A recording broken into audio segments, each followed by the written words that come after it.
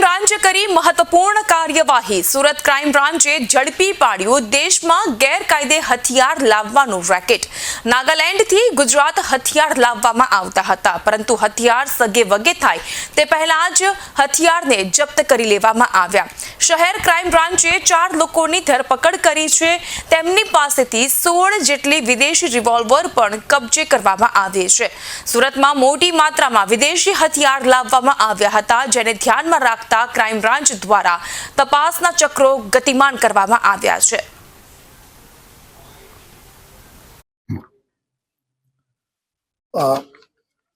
Gujarat police તરફથી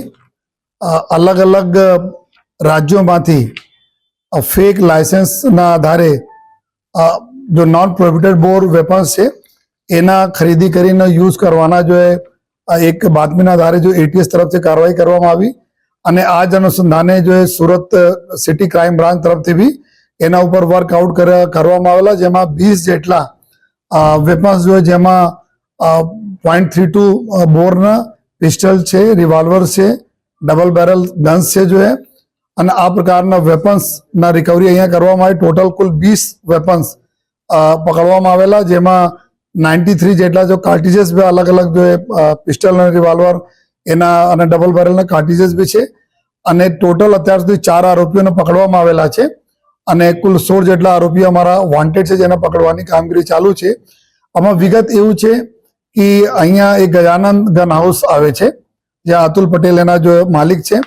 અને એના માધ્યમથી કુલ 6 જેટલા ફેક લાયસન્સ જો નાગાલેન્ડમાંથી બનાવવામાં આવેલા અને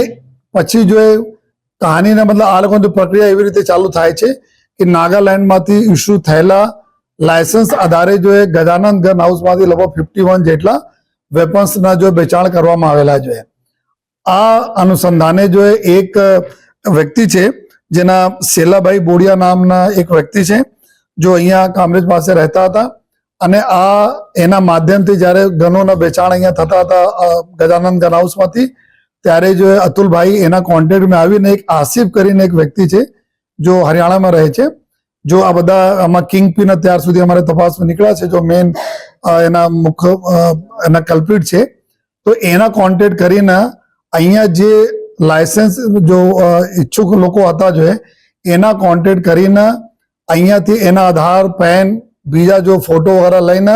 બ્લુ ડાર્ટ કુરિયરથી સીધે નાગાલેન્ડ મોકલવામાં આવતા હતા આસિફના બતાવેલ જગ્યા ઉપર જો અને જો આંગળીયા મારફતે જો પૈસા લગભગ 10 લાખ રૂપિયાના આસપાસ પર વેપનના જો અત્યાર સુધી તપાસમાં એવું આવેલા છે। નોઈડા અને દિલ્હીમાં આ આસિફ પાસે પૈસા અહીંયાથી મોકલવામાં આવતા હતા। નાગાલેન્ડમાંથી પછી વેપન આપના લાયસન્સ બને જો લાયસન્સ બન્યા પછી અહીંયા લાયસન્સ આવે અને એના આધારે જો આપણા ગજાનંદ ગન હાઉસમાંથી ટોટલ બધા આ તમામ લોકોને જો વેપન અહીંયા આપવામાં આવેલા હતા। એટીએસ તરફથી બી રિકવરી કરવામાં આવી। પોલીસ જ્યારે ક્રાઇમ બ્રાન્ચના ટીમે કરી કુલ 20 જેટલા જો વેપન અમે રિકવર કરેલ છે।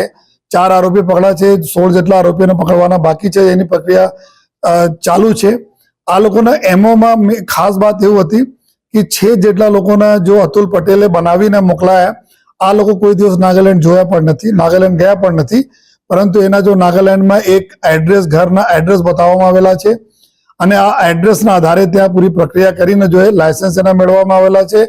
અને ઘણા બધા એવા પણ કેસીસ છે કે જો નાગાલેન્ડમાં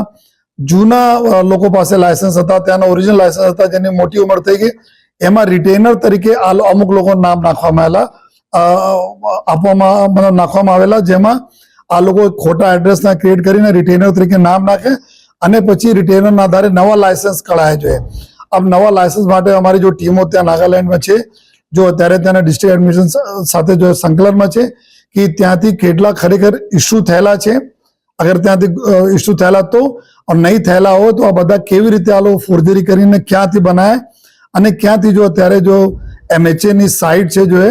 એના ઉપર UIN નંબર હોય છે, યુનિટ આઈડેન્ટિફિકેશન નંબર હોય છે, તમામ લાયસન્સને એને ચઢાવવામાં પણ આવેલા છે।